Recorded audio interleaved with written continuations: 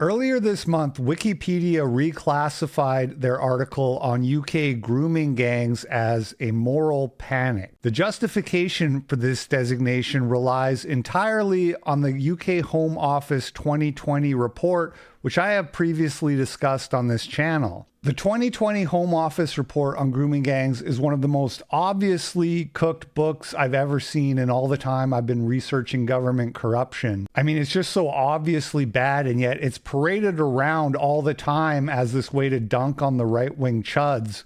You know, I remember watching a debate between Destiny and Mark Collette a few years ago where Mark brought this up. And it's funny, you can watch it in real time as Destiny doesn't know anything about the issue, starts to Google, goes to Wikipedia, finds the report, and then is like, oh, you're wrong. Here's what the report says. So you have in the UK a phenomenon known as grooming gangs. Now, grooming gangs are overwhelmingly Pakistani Muslims. And these Pakistani Muslims prey upon overwhelmingly white schoolgirls, many of whom are underage. There has been a massive police, social services, and local government cover-up of these crimes to intentionally protect that racial minority. I'm assuming that all of this is true, and unfortunately I don't have the background to know whether or not your particular claims are true or not, but let's say that they were true. Is your claim then that the police officers, you're saying, so who was involved in this cover-up? Let me ask you for one or two parties that were involved in this cover-up. The police were, you can Google, I'll give you some specific examples. So you're saying the police were, so do you think South Manchester police officers were specifically told to, and I can quote this, investigate other ethnic groups. Do not investigate Pakistani Muslims for grooming offenses. So when I'm looking at, so I'm trying to look up reports here now that are coming out of the Home Office related to this. This is saying that about 85% of the people that made up these gangs were white men. No. Do you deny this? No.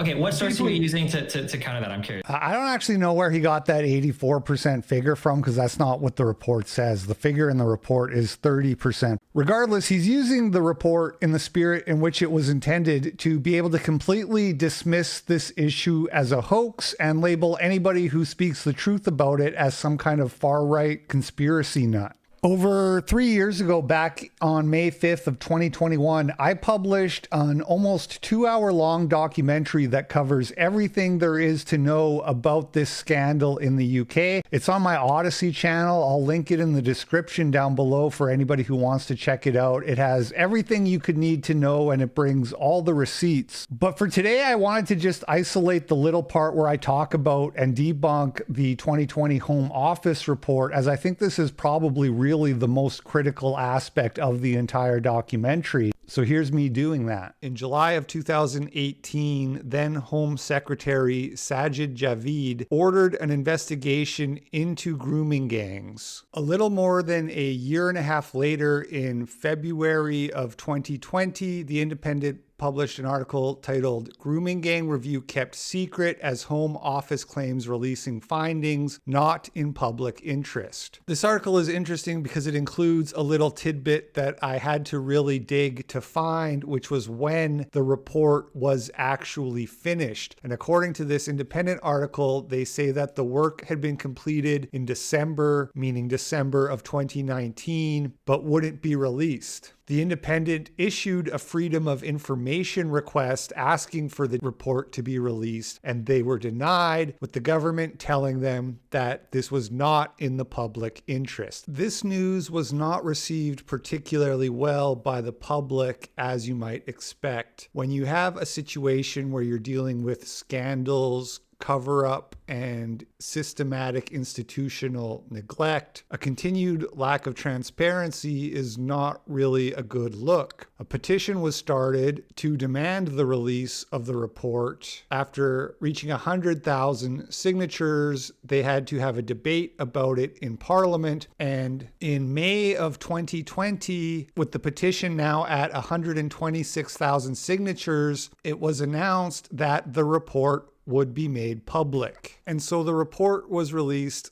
later that day. No, I'm joking. It was released 7 months later in December of 2020 and even has the date December 2020 on its cover page. The reason for this huge delay has never been explained. I'm not sure if anyone has even attempted to get an explanation. I guess someone just forgot to press the upload button. Most of the report is pure filler, relying on rehashes of other studies that have already come out in the past. There's only one part that has any interest to anyone, which is the section which reads, beyond specific high-profile cases, the academic literature highlights significant limitations to what can be said about links between ethnicities and this form of offending. Research has found that group-based CSE offenders are most commonly white. Some studies suggest an overrepresentation of Black and Asian offenders relative to the demographics of national populations. However, it is not possible to conclude that this is representative of all group-based CSE offending. This report would seem to be a slam dunk for left-wing anti-racist activists who wasted no time dunking on the far-right chuds with articles being immediately published, such as one in the Huffington Post titled "Child Grooming Gang Members, Mainly White Men, Home Office Finds," or even better, The Guardian's article titled "Most Child Sexual Abuse Gangs Made Up of White Men, Home Office Report Says." They actually don't say most gangs. They say that offenders are most commonly white, which is not quite the same thing, as we'll see. But I guess this is what the Home Office was afraid of when they told The Independent back in February 2020 that the information could be misleading if made public and used out of context. And so just what is the full context of these conclusions? Well, if we follow the citations down in the footnotes, the first thing that stands out when you take a glance at this is that you're going to see Berlowitz, Cockbane, Berlowitz, Cockbane, Berlowitz, Cockbane. Two people that we've already identified as having a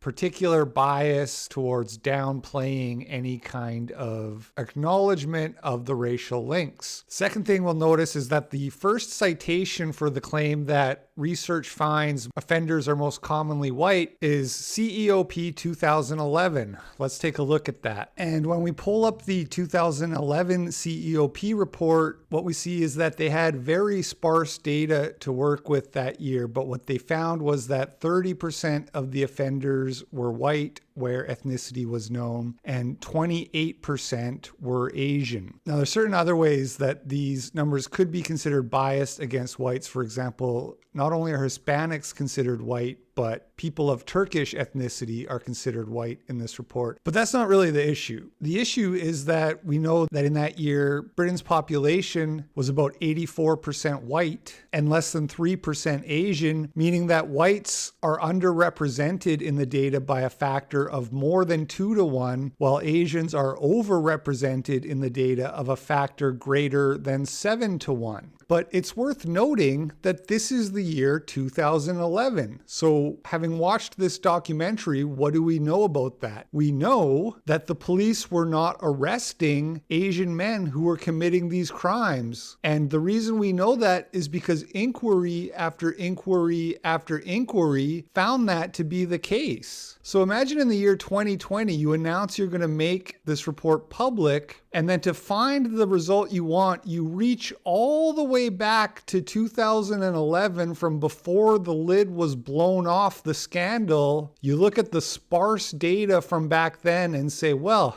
turns out they're quote unquote mostly white. Of course, to do that, you have to ignore the 2013 CEOP report that we looked at earlier, which found that 75% of the gangs were Asian, a massive majority, a literal supermajority. When you exclude the specifically pedophile gangs, but as we saw when we did the calculations, the number of people in the specifically pedophile gangs was much smaller, such as that when you just lump those all together, it doesn't really make much of a difference. You also have to ignore the 2020 peer-reviewed report published in February we looked at that found that it was 84% Asians, indicating that the more recent the data is, the more likely you are to find a supermajority of Asian offenders. This gets even better shudder when you realize that the citation for the claim that some studies suggest an overrepresentation of Asian offenders exists, but that data is not reliable, is the same report. It's COP 2011. So when it comes to the part that we like, which is that the biggest group were white, just barely, by the way, 30% to 28%, that's a solid finding. But when the same data suggests Asians being overrepresented by a factor of 7 to 1 from even back before the police were actually investigating these crimes, well, that's not reliable. That's inconclusive. You can't draw conclusions. So then you have the Huffington Post headline, child grooming gang members mainly white men. And then the tagline, long-awaited report on child sex abuse says it is not possible to say that Asian or black men are overrepresented in groups of abusers. But if that's true, then the first part shouldn't be possible either. And again, when you look at the citations here for this section of the report, the only part that anybody cares about, do you see CEOP 2013 in there? Actually, you do. You see it under the second footnote, which says, in many cases, offenders are under the age of 30, but in some cases, they are much older. So they used CEOP 2013 for some data about the age of offenders, but completely ignored it for data about ethnicities because it had radically different findings than the earlier data from before the police were investigating these crimes. And so what conclusion can we draw from all of this? Well, for me, it's clear there's only one thing that this Home Office report tells me, which is that the authorities in the UK, after suffering over a decade of embarrassment of the worst kind, the neglect of the children under their protection, that they have learned nothing, that they are more than happy to repeat the mistakes of the past, that if more young girls have to be sacrificed in the name of political correctness, then that must be the lesser evil, as they've chosen to keep lying about the reality of this situation. If you live in the United Kingdom and you have children and you are relying on the authorities there to protect your children, God help you, because you are a fool.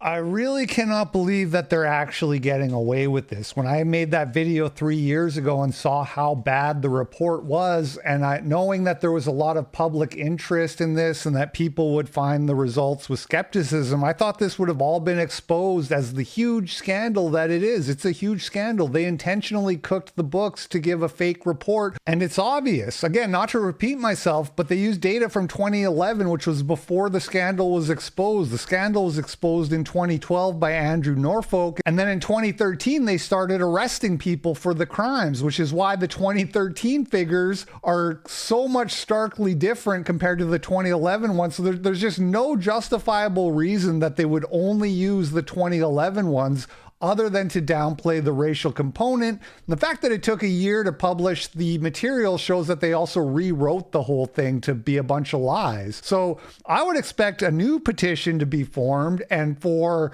whoever was responsible for those decisions to face the consequences. But no, actually, they're just completely getting away with it. Nobody talks about this. And now it's being used to memory hole the whole thing on Wikipedia as a hoax. It's so frustrating to know that just a guy like me, a guy with a computer, can debunk government propaganda easily in a short amount of time, and yet it just doesn't matter because I don't have the power to do anything about it. Well, all right, I just wanted to get that off my chest. You guys have a good day, and thanks for watching.